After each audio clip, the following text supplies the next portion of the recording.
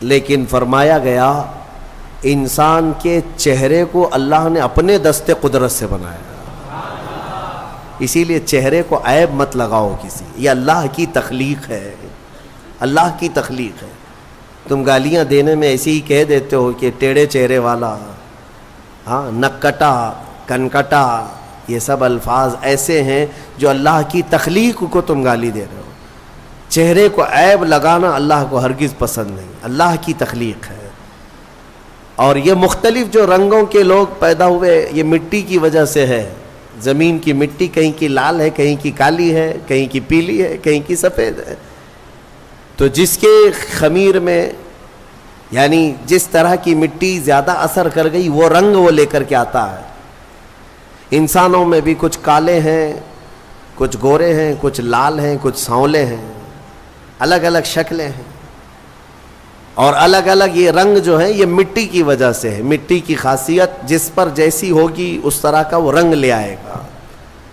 ہاں، اسی لیے اس پر صبر بھی کر لے جاؤ جو رنگ تمہارے پاس ہے، کہ یہ ہماری خمیر میں ہے، یعنی ہماری سرشت میں اس کو داخل کیا گیا اس رنگ کو۔ یعنی اگر کسی کے کانٹینٹ میں مینوفیکچرنگ میں ہی وہ چیز آ گئی ہو تو بعد میں پاؤڈر لالی لگانے سے کیا ہونے والا ہے؟ لہذا اس بات کی فکر میں مت رہو کالے ہیں تو میں گورا ہو جاؤں۔ اور کچھ لوگ ایسے بھی ہیں، میں نے دیکھا ہے انگریزوں کو، وہ نمک والی مٹی لگا کر سمندر کے کنارے ننگے سوتے، تھوڑا کالے ہونے کا شوق ہے ان کو، تھوڑا کالے ہونے کا شوق ہے کیونکہ اجلے زیادہ ہے، اور ادھر کالوں کو گورے ہونے کا شوق زیادہ ہے۔ اس کا مطلب یہ ہے کہ یہ کسی چیز میں انسان قناعت نہیں کرتا، اسے صبر نہیں ہے، کسی چیز پر یہ راضی نہیں ہے۔ تو بہرحال اس بات پر راضی ہو جاؤ کہ میرے مولا کی تخلیق ہے یہ، اور اس نے جیسا پسند کیا ویسے مجھے بنایا، بس اس بات پر صبر آ جائے گا۔ کوئی بھی اپنا چہرہ آئینے میں دیکھے تو دعا بھی میرے آقا نے کیا سکھائی پتہ ہے؟ دعا بھی، چاہے کالے آدمی ہو، گورے آدمی ہو، کسی بھی طرح کے ہو، ایک ہی دعا حضور نے تعلیم دی، ایک ہی دعا۔ آئینہ دیکھو تو یہ دعا پڑھو، اللہم حسنت خلقی فحسن خلقی، اے اللہ تو نے میرا چہرہ کتنا اچھا بنایا ہے، مولا اسی طرح میرے اخلاق بھی اچھے بنا تھے۔ یہ دعا حضور نے فرمائی۔ تو کیا کالا آدمی یہ دیکھ کر کے دعا نہیں کرے گا؟ سانولا نہیں دعا کرے گا؟ ہر آدمی یہی دعا کرے گا کہ اے اللہ تو نے میرا چہرہ کتنا اچھا بنایا، کتنا اچھا بنایا۔ ہاں، دعا یہی کیا کرو کہ اللہ نے سب کے چہرے اچھے بنائے، تمہیں اندازہ نہیں ہے۔ اور چہرے کو عیب لگانا اتنا گناہ ہے۔ میں آپ کو بتاؤں، آپ کی کیفیت جو ہے نا، آپ کی کیفیت، آپ اتنے خوبصورت ہیں، اتنے خوبصورت ہیں جس کا آپ کو خود کو اندازہ نہیں ہے۔ خلیفہ ہارون رشید نے اپنی بیوی سے ایک دن رات میں 14ویں کا چاند چمک رہا تھا، باہر یہ لوگ رات میں سوئے ہوئے تھے۔ بادشاہوں کو ایسی کبھی نہ کبھی شرارت سوچتی ہے، کہہ دیا کہ بیگم اگر تو یہ 14ویں کے چاند سے زیادہ خوبصورت نہیں نکلی تو تجھے طلاق۔ اگر بیوی اس سے زیادہ خوبصورت نہیں نکلی تو تجھے طلاق۔ آپ یہ جملہ نہ کہیں۔ وہ خلیفہ تھا، وہ بادشاہ تھا، اس نے کہا اب طلاق کا لفظ یہ معمولی نہیں، یہ گالی نہیں ہے، یہ گولی ہے۔ ہاں، بعض لوگ یہ سمجھتے ہیں گالی دینے کے لیے بیوی کو طلاق کہا ہے، میاں گالی نہیں ہے، یہ رشتے ختم ہو جاتے ہیں۔ دوسرے دن یہ مسئلہ اٹھا، ملکہ نے، بیگم نے مسئلہ رکھا کہ آخر میری طلاق ہوئی یا پھر میں نکاح میں ہوں، یہ کیسے پتا چلے گا کہ میں چاند سے زیادہ خوبصورت ہوں کہ نہیں؟ یہ کون بتائے گا؟ تو بہت سارے علماء اس بحث میں مشغول ہو گئے، سبوں کو عاجزی آ گئی۔ بڑے فقیہ تھے اس زمانے میں، ایک بہت بڑے فقیہ، ان کے پاس جب یہ مسئلہ پہنچا، غالباً امام شافعی رحمۃ اللہ علیہ، تو ان کے پاس یہ مسئلہ پہنچا تو یہ جو بڑے فقیہ تھے انہوں نے پوچھا کہ کیا مسئلہ ہے؟ کہا کہ ایسے ایسے خلیفہ ہارون رشید نے کہا ہے. تو انہوں نے پورا مسئلہ سننے کے بعد کہا جاؤ طلاق نہیں ہوئی. کہا وہ کیسے؟ کہا اس لیے کہ زبیدہ ہی نہیں، بہت سارے لوگ چاند سے زیادہ خوبصورت ہیں. کیوں؟ کہا قرآن میں اللہ نے فرمایا لقد خلقنا الانسان فی احسن تقویم، ہم نے انسان کو سب سے اعلیٰ صورت میں پیدا کیا ہے. سب سے اعلیٰ کا مطلب وہ چاند سے بھی اعلیٰ، چاند سے بھی حسین پیدا کیا ہے. تو ہر انسان کو اللہ تعالیٰ نے چاند سے بھی زیادہ اعلیٰ صورت عطا کیا ہے. لہذا چہروں کو عیب لگانا چھوڑ دو اور اللہ تبارک و تعالیٰ کی رضا پر راضی رہو. چہرے کی تخلیق کس نے کیا؟ وقت سے باقی پورے انسان کی تخلیق اللہ نے کیا، لیکن خاص چہرے کو اللہ نے اپنے دستے قدرت سے بنایا. اب آگے کی بات سنیں.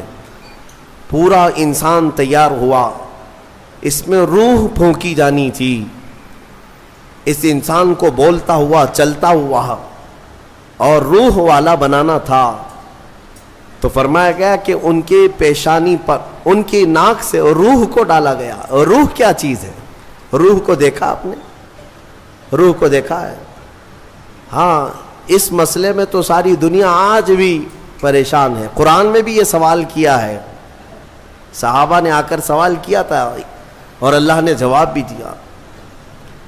آج دوسری قوموں والے بھی اس بات کو مانتے ہیں کہ آتما ایک نراکار ہوتی ہے، یعنی دکھتی نہیں ہے، روح دکھتی نہیں ہے، لیکن ہے کیا چیز ہے؟ تو رب تبارک و تعالیٰ نے فرمایا یسألونک عن الروح قل الروح من امر ربی. اے محبوب، آپ سے لوگ روح کے بارے میں سوال کرتے ہیں، آپ فرما دیں روح اللہ کا ایک حکم ہے، یہ نور ہے. جس طرح روشنی پھیلی ہوئی ہے پکڑ میں نہیں آتی اور پتہ نہیں چلتی، روح اسی طرح ایک نور ہے. جب اس روح کو اس جسم میں ڈالا گیا تو بعض بزرگوں نے فرمایا کہ روح باہر نکل آئی. کہا کہ اندر بہت اندھیرا ہے، اندر مٹی کا بنا ہوا انسان، اندھیرا بہت ہے. روح نور ہے، مٹی میں اندر اندھیرا ہے. تو پھر دوبارہ ڈالا گیا، پھر وہ روح قرار نہ پائی، باہر نکل آئی. تو مفسرین فرماتے ہیں پھر آدم علیہ السلام کی پیشانی پر نور محمدی کو رکھا گیا. اللہ تعالیٰ نے اپنے حبیب پاک صلی اللہ علیہ وسلم کے نور کو آدم علیہ السلام کی پیشانی میں ودیعت فرمایا، پھر روح کو ڈالا گیا.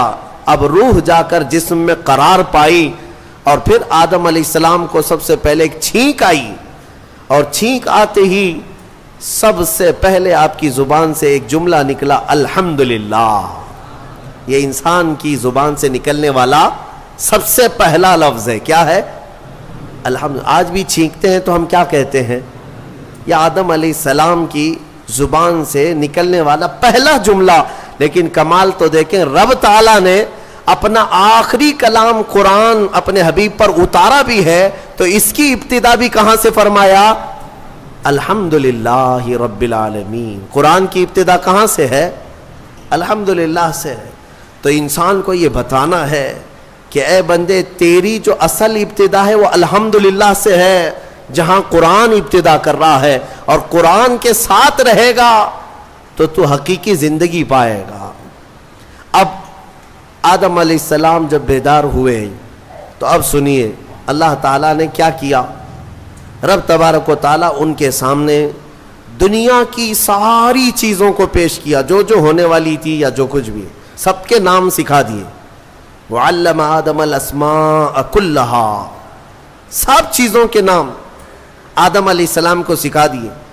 درخت، پودا، پھل پھول، زمین آسمان، چاند تارے، سمندر، مچھلیاں، جنات، انسان، ہر ایک چیز کا نام، جو بھی دنیا میں چیزیں ہیں سب کے نام آدم علیہ السلام کو سکھا دیے. اب اس میں کیا کیا چیزیں ہیں، سب چیزیں کا مطلب کیا ہے؟ سب آ گیا نا. ہمارے بھی نام سکھائے ہوں گے اللہ نے، تمہارے بھی نام سکھایا. اب مسئلہ یہ تھا کہ فرشتے جو پوچھ رہے تھے نا ایسے کو کیوں خلیفہ بنائے گا، اب فرشتوں کو اللہ نے بلایا، آؤ. پھر یہ دنیا کی چیزوں کو فرشتوں کے سامنے پیش کیا گیا. بتاؤ اس کا نام کیا ہے؟ اس کا نام کیا ہے؟ نئی نئی چیزیں فرشتوں کے سامنے پیش کی گئیں تو فرشتے کہنے لگے قالوا لا علم لنا الا ما علمتنا، مولا ہم کو تو اتنا ہی معلوم جتنا تو نے سکھایا، یہ سب چیزوں کا تو علم نہیں ہے، ہمیں پتہ نہیں ہے. تو پھر آدم علیہ السلام سے کہا گیا آدم تم بتاؤ، انبئہم باسمائہم، آدم ان کو یہ سب چیزوں کے نام بتاؤ. آدم علیہ السلام نے ناموں کی ابتدا جو کی، حدیث میں ہے، موجود ہے تفسیر میں، ساری دنیا کی چیزوں کے نام آدم علیہ السلام نے فرشتوں کے سامنے بتا دیے. جب ساری چیزوں کے نام بتا دیے تب فرشتوں کو حکم ہوا اب آدم کو سجدہ کرو. آدم علیہ السلام کے سامنے سارے فرشتے جھک گئے، سجدے میں چلے گئے. لیکن ایک بات بتا دوں، یہ سجدہ تعظیم کا تھا، عبادت کا نہیں. عبادت کا سجدہ کس کے لیے ہے؟ صرف اللہ کے لیے. سنی جانتے ہیں الحمدللہ اللہ کے علاوہ کسی کو سجدہ جائز ہے؟ نہیں جائز، صرف سجدہ اللہ کا ہے. لیکن آدم علیہ السلام کو جو سجدہ کرایا گیا تھا وہ تعظیم کا سجدہ تھا، ان کے علم کی تعظیم. اب حکم جو ہوا ہے وہی قرآن میں آج ہم نے پڑھا ہے. اللہ نے فرمایا سب کے سب سجدہ کرو، سب سجدے میں چلے گئے. پتہ ہے ایک تھا ابلیس جو غرور کی وجہ سے سجدہ نہیں کیا، کھڑا رہا. ابلیس کون ہے؟ یہ شیطان جس کا نام عزازیل. یہ کون ہے؟ فرشتوں کو تعلیم دینے کے لیے اس کو مامور کیا گیا تھا. اس کو معلم الملائکہ کہتے ہیں. بعضوں نے اس کو فرشتوں میں شمار کیا، لیکن مفسرین کی اکثر رائے یہ ہے کہ وہ جنات میں سے تھا. ابلیس کس میں سے تھا؟ جنات میں سے تھا. لیکن فرشتوں کے ساتھ رہتا تھا اس لیے حکم اسے بھی تھا. حالانکہ وہ اللہ کی بہت عبادت کیا ہے، بہت عبادت، اتنی عبادت کیا ہے کہ اس کے سجدے اگر زمین پر پھیلا دیے جائیں تو ایک رائی کے دانے کے برابر بھی جگہ خالی نہیں ہوگی. اتنے سجدے اللہ کے کر چکا، لیکن اس وقت سجدہ نہیں کیا. تو رب تعالیٰ نے سوال فرمایا قال ما منعک الا تسجد اذ امرتک، تو سجدہ کیوں نہیں کیا جبکہ میں نے تجھے حکم دیا تھا؟ قال انا خیر منہ، کہنے لگا اے مولا میں اس سے بہتر ہوں، آدم سے میں بہتر ہوں. خلقتنی من نار وخلقتہ من طین، تو نے مجھے آگ سے بنایا ہے اور اسے مٹی سے بنایا ہے. آگ بلند رہتی ہے، مٹی نیچے رہتی ہے، بلند آدمی نیچے والے کو سجدہ کیسے کرے؟ ہاں یہی غرور ہے. اب اس سے پتہ چلا کہ کائنات کا سب سے پہلا گناہ وہ تکبر ہے، غرور، گھمنڈ، میں پن، کہ میں یہ ہوں اس کے سامنے کیوں جھکوں. یہ ابلیس کی یہیں سے خصلت شروع ہوئی. اللہ تعالیٰ نے فرمایا تو نے آدم کو دیکھا لیکن یہ نہیں دیکھا کہ حکم میرا تھا، حکم اللہ کا تھا. فاخرج منہا فإنک رجیم، آج سے تو ہمارے دربار سے نکل جا اس لیے کہ تو مردود ہو گیا. راندہ بارگاہ، ہمیشہ کے لیے اس کو مردود قرار دے دیا گیا. یہ واقعہ میں بتا رہا ہوں آپ کو، یہ آج سورہ اعراف کے شروع میں ہی آیا. تو ابلیس نے کہا اے اللہ تو نے مجھے نکال دیا اپنے دربار سے، فرشتوں کی جماعت سے، انظرنی الی یوم یبعثون، بس مجھے قیامت تک کی مہلت دے دے. بس وہ رب تعالیٰ سے ڈائریکٹ چیلنج کر رہا ہے، اللہ سے چیلنج کر رہا ہے، مجھے تو ٹائم دے دے. بس کیا کرے گا؟ کہتا ہے قال رب بما اغویتنی لاقعدن لهم صراطک المستقیم، بس تو مجھے ٹائم دے دے، قیامت تک تیرے جتنے بندے آئیں گے میں سیدھے راستے پر بیٹھ جاؤں گا. ثم لآتینہم من بین ایدیہم ومن خلفہم وعن ایمانہم وعن شمائلہم ولا تجد اکثرہم شاکرین. کہتا ہے میں تیرے سیدھے راستے پر بیٹھوں گا، جو بھی اس راستے سے گزرے گا کبھی میں اس کے سامنے سے آؤں گا، کبھی پیچھے سے، کبھی دائیں سے، کبھی بائیں سے، کسی نہ کسی طرح اس کو اس راستے سے میں ہٹا دوں گا. اے رب تیرے بندوں میں تو شکر کرنے والے نہیں پائے گا. اللہ کو یہ چیلنج کر رہا ہے. دوسری آیتوں میں یہ تک کہا اس نے قال فبعزتک لأغوینہم اجمعین, تیری عزت کی قسم اے اللہ. عزت اس کو بھی معلوم ہے اللہ تعالی, اور قسم بھی اللہ کی عزت کی کھا کر کہہ رہا, تیری عزت کی قسم میں تیرے سارے بندوں کو گمراہ کروں گا, سارے بندوں کو گمراہ کروں گا. رب تعالیٰ سے چیلنج کیا. رب نے فرمایا قال انک من المنظرین, جا تجھے ٹائم دیا جاتا ہے, مہلت ہے تجھے, جتنا ٹائم چاہیے پورا لے لے. ٹائم ہی نہیں, طاقت بھی دے دی گئی, قوت بھی دے دی گئی. دنیا میں جتنی تیزی سے ایک جگہ سے دوسری جگہ جانا ہے سب تجھے دے دیا گیا, جا بہکا لے. کتنوں کو بہکاتا ہے. ان عبادی لیس لک علیہم سلطان, اللہ فرماتا ہے تو پوری کوشش کر لے, میرے کچھ بندے ایسے ہوں گے جن پر تیرا داؤ نہیں چلے گا, نہیں چلے گا, تیرا داؤ نہیں چلے گا. رب تعالیٰ نے بھی فرمایا تو پوری کوشش کر لے, لیکن تیرا داؤ میرے کچھ بندوں پر نہیں چلے گا. وہ کون سے بندے ہیں؟ ان بندوں کے بارے میں ابلیس بھی مان گیا, شیطان بھی مانا, کہنے لگا ہاں ہاں ہے تیرے کچھ بندے. وہ کون ہیں؟ الا عبادک منہم المخلصین, یہ وہ بندے, ہاں مولا تیرے کچھ بندے ایسے ہوں گے جن پر میرا داؤ نہیں چلے گا. وہ کون ہے؟ وہ بندوں کی جماعت کو مخلصین کی جماعت کہا جاتا ہے, کہ وہ اگر عبادت کرتے ہیں تو نہ ادھر دیکھتے نہ ادھر دیکھتے ہیں, وہ خالص تیری رضا کے لیے کرتے ہیں. تو جو لوگ دنیا میں صرف اور صرف اللہ کی رضا کے لیے نیک کام کرتے ہیں, یقین کے ساتھ میں کہتا ہوں ان پر شیطان کا داؤ بھی نہیں چلے گا. شیطان ان لوگوں کو نہیں گمراہ کرے گا. مخلصین کی جماعت. مخلصین کون ہے میرے عزیزوں؟ دکھاوے کے لیے کرنے والے مخلصین نہیں, اپنے رب کی رضا کے لیے. یہاں پر ایک روایت ملتی ہے, قیامت کے دن جنتیوں کا جب انصاف ہو جائے گا نا, پورے جنتی ایک طرف ہوں گے, ان جنتیوں میں بھی 3 کیٹیگری ہیں, جنتیوں میں بھی 3 جماعتیں. ایک جماعت اللہ نے ان سے فرمایا کہ اے بندو تمہاری بخشش ہو گئی, تمہارے لیے جنت کا پروانہ ملا, تم جنت جا رہے ہو. یہ بتاؤ تم جنتی عمل کیوں کرتے تھے دنیا میں, تم نیک کام کیوں کرتے تھے؟ آج جنت تمہارے لیے ہو گئی نا, پاس ہو گئے. پاس ہونے کے بعد پوچھا جا رہا ہے, تو وہ جماعت کہتی ہے اے مولا ہمیں تیری دوزخ سے بہت ڈر لگتا تھا, بہت ڈر لگتا تھا, اس کے ہولناک عذابات, اور تیری دوزخ سے ڈر کر کے ہم نیک کام کرتے تھے.